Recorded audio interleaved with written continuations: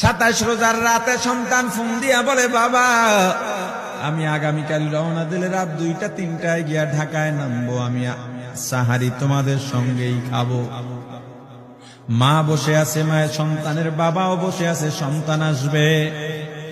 রাত্র 2টা-3টা হয়ে গেছে, সাহারির সময় হয়ে গেছে, সন্তানের খবর নাই। শেষ টাইমে মা বাবা সাহারি খেয়ে ফজরের নামাজ পড়ে দরজার মধ্যে অপেক্ষা করতেছে, সন্তানের খবর নাই। 8টা, 9টা, 10টা বেজে গেছে, মায়ের মনটার ভালো লাগে না। স্বামীকে ডেকে বলে, স্বামীরে আমার সন্তান কই, আমার মনটা ভালো লাগে না, একটা ফোন লাগাও। স্বামী ডাক দিয়া বলে, চিন্তা করো না, ঈদের সময় যানজট থাকতে পারে, চলে আসবে। কিছুক্ষণ পর বাবার মনটাও ভালো লাগে না, বাইরে নেমে পায়চারি করতেছে। হঠাৎ করে একটা ফোন চলে আসছে। সন্তানের ফোন দেখে বাবার সে কি আনন্দ। ফোন রিসিভ করে যখনই সালাম দিল, অপর প্রান্ত থেকে সালামের উত্তরে সন্তানের কণ্ঠ পাওয়া যায় না। বাবা ডেকে বললেন, বাবা তুমি কে? এটা তো আমার সন্তানের কণ্ঠ নয়, তবে মোবাইলটা আমার সন্তানের। ওপার থেকে ডাক দেয়া বলে, আপনি কি এই লোকে, এই মোবাইলওয়ালার বাবা? বলে, হ্যাঁ। আপনি এখনো বাড়িতে কি করেন? আপনার যেই সন্তান ঢাকা থেকে গাড়ি নিয়া 2500-এর দিকে রওনা দিয়েছিল, ওই গাড়িটা 2500 পৌঁছতে পারে নাই। পথিমধ্যে সংঘর্ষে রাস্তার মধ্যেই অনেকগুলো মানুষ মারা গেছে, অনেক যুবকও তার মধ্যে আছে। রাস্তার পাশে সাদা কাপড় দিয়া ঢাকা। দেখেন আপনার সন্তান এই লাশের মধ্যে আছে কিনা। মোবাইলটা আমি রাস্তার পাশে পড়ে পাইলাম। বাবা পাগলের মতো একটা দৌড় দিছে। মা মনে করছে সন্তান বুঝি কাছাকাছি চলে আসছে। অন্যান্য সন্তানদের ডাক দেয়া বলে, তোরা কে, কোথায়, এদিকে আয়, তোদের ভাই বুঝি কাছাকাছি আসছে। আমার কলিজার টুকরা সন্তান, তোর বাবা যে আগায় আনতে গেছে, তাড়াতাড়ি নতুন চাদর বিছা, বালিশের কভার গুলো খুলে নতুন কভার লাগা, পানি গরম বসা, আমার সন্তান এসে গোসল করবে। আহারে সবাই ফুলের মেলা, ফুলের তোড়া নিয়ে অপেক্ষা করতেছে। 4টা বছর কলিজার টুকরা বাড়িতে নাই, বিদেশ থেকে আসবে। বাবা স্পটে গিয়া দেখেন অনেকগুলো লাশ সাদা কাপড় দিয়া ঢাকা। একটা একটা মাথার উপর থেকে কাপড় উঠান আর কৌতূহল বাড়তেছে, কাপড় উঠান আর কৌতূহল বাড়ে।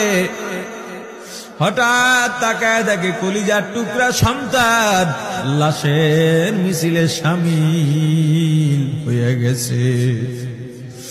বাবা সন্তানকে ধরে কাঁদেন আর বলেন, বাবা এত আদর আপ্যায়ন তোর জন্য, এত প্রস্তুতি রে বাবা।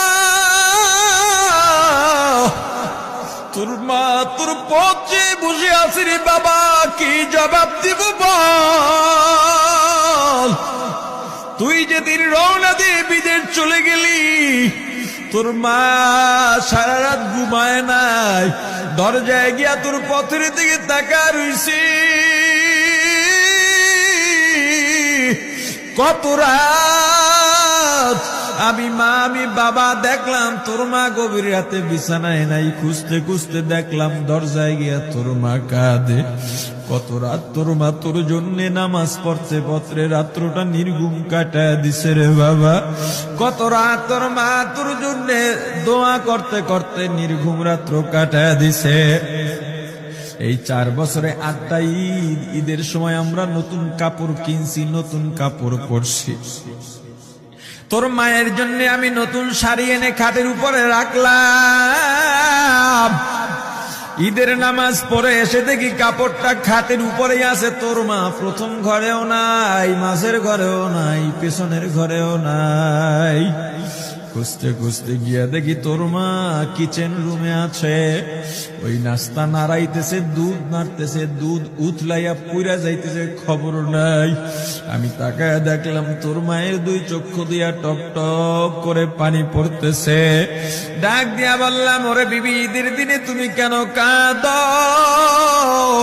তোমার জন্য শাড়ি আনলাম, সেটাও কেন পরলা না? তোর মা জবাব দিয়া বলছি, স্বামী গো, আপনার আপনারা যখন নামাজের জন্য রওনা দিয়া গেলেন, আমার অমুক সন্তান আপনার সঙ্গে যায় নামাজ দিয়া নতুন পোশাক পরে নামাজে রওনা দিয়েছে, কত সুন্দর লাগছে দেখতে। হঠাৎ করে তাকায় দেখলাম আমার কলিজের একটা মানিক আপনাদের সাথে নাই। আমার মনটার ভালো লাগে নাই। আমি ফোন দিলাম আমার মানিকের কাছে। ফোন রিসিভ করে বলে, মা নাস্তা বানাইছি, খাইছি, এখনো ছুটিতে আছি, আনন্দ করতেছি, ঘোরাফেরা করতেছি, কিন্তু আমি মায়ের মন। আমি বললাম, বাবা তুই আমাকে পেটে ধরিস নাই, আমি তোকে পেটে ধরছি। আমাকে খুশি রাখার জন্য কত কথাই না বললি। ঈদের টাকা পাঠাইলি, তোর টাকা দিয়া তোর বাবা জামা কিনছে, তোর ভাইরা জামা কাপড় কিনছে, তোর টাকা দিয়ে পরিশ্রমের টাকা দিয়ে আমার শাড়ি কিনছে, গহনা কিনছে, কিন্তু তোর পাশে আমি হাতুড়ের বাড়ির শব্দ কেন পাই? আমার সন্তান বলতে চায় না, পরে বলে, মাগো কাজ করতে আসছি, টাকা নিয়ে কাজ করি, ঈদের দিনেও আমাদের ছুটি দেয় না। ওরে স্বামী বলে, ঈদের দিনেও যেই সন্তান কাজ করে, এই শ্রমের টাকার শাড়ি আমি মা কেমনে পরব রে? ওরে বাবা, আজকে তুই আসবি, খবর শুনে তোর মা এক সপ্তাহ আগের থেকে ঘুমায় না, তোর জন্য কত রঙের পিঠা বানাইছি, তোর জন্য কত আয়োজন, আমি তোর মাকে কি বলবো বাবা বল। বাবা সন্তানের লাশ অ্যাম্বুলেন্সে উঠে বাড়ির দিকে রওনা দিছে। আহারে বাড়ির কাছাকাছি আসছে, এদিকে মা দরজায় গিয়ে অপেক্ষা করতেছে, গাছের আড়াল দিয়া পথের দিকে তাকায় আছেন। দেখেন একটা গাড়ি আসতেছে, মায়ের সে কি আনন্দ, বাড়ির মধ্যে দৌড় দিছে, তোরা কই তাড়াতাড়ি আয়, ফুলের মালাগুলা নিয়ে আয়, গাড়ি এসে পড়ছে। বাড়ির দরজা দিয়ে যখন অ্যাম্বুলেন্সের হরেন দিয়া ঢুকতেছে, হুইসেল দিয়া ঢুকতেছে, মা একটা চিৎকার দিছে, ওরে এই মরণ গাড়ি আবার বাড়ি কেন, কার কপাল পুরুষে?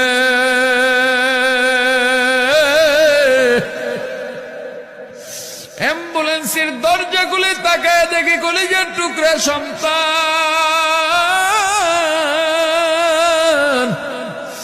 এমন ঘুমাইছে, আর জীবনেও উঠবে না। মা কাঁদেন আর বলেন, ওরে বাবা এটা তোর বিছানা নয়, নতুন চাদর বিছাইছি। বোন কান্দে আর বলে, ভাই আরে তোর জন্য ফুলের মালা পরাইছি, ফুলের মালা বানাইছি, একটু মালা পরাবো। মা ডেকে বলেন, রে সন্তান, 4টা বছর আমি তোর মা ডাক শোনার জন্য অপেক্ষা করছি, তোর জন্য গরম পানি করছিলাম, গোসল করবি, সেই গরম পানি যে তোর জীবনের শেষ গোসল হবে বুঝি নাই। ওরে পর্দালের মাগো, আর কোন ভাষায় বুঝাইলে বুঝবারে মা, দুনিয়ার জীবনটা ক্ষণস্থায়ী, এই দুনিয়ায় নাফরমানি করা যাবে না, এই দুনিয়ায় নাফরমানি করা যাবে না, অহংকার দেখাবার কিচ্ছু নাই, এই দুনিয়া ছেড়ে যাওয়া লাগবে। আল্লাহ এত দয়া করছেন, মায়া করছেন, ওই আল্লাহর সঙ্গে নাফরমানি করো না রে ভাই, ওই আল্লাহর নেয়ামতের অশুকরিয়া করো না, আল্লাহর নেয়ামতের শুকরিয়া আদায় করো, দুনিয়ার সব মোহ ত্যাগ করো, দলের মায়া ত্যাগ করো, দুনিয়ার মায়া ত্যাগ করো। এ আওয়ামী লীগ বিএনপি যারা করো, ক্ষমতায় যারা বারবার যাও, ক্ষমতায় তোমার দল গেলেই তুমি দাপট দেখাও, যুবকরে তোর 2টা পা ধরা লাগলেও পা ধরো রে ভাই। এই ক্ষমতা কিচ্ছু না, দাপট কিচ্ছু না, ওই কিয়ামতের ময়দানের নাজাতের চেয়ে বড় দাপট আর কিচ্ছু নাই। আল্লাহ রক্ত দিছেন, আল্লাহ জীবন দিছেন, আল্লাহর এই রক্ত আর জীবন দুনিয়ার কুফরি পুঁজিবাদী কুফরি গণতন্ত্রের জন্য দিস না। এই রক্ত আল্লাহর জন্য রাখ, এই জীবন আল্লাহর জন্য রাখ।